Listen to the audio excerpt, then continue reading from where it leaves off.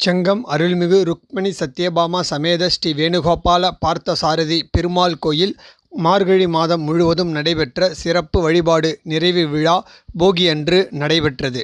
செங்கம் நகர திமுக செயலாளரும் கோயில் அறங்காவலர்கள் குழு தலைவருமான அன்பழகன் தலைமை தாங்கினார். கணேசர் குரூப்ஸ் வழக்கறிஞர் கஜேந்திரன் வரவேற்று பேசினார்.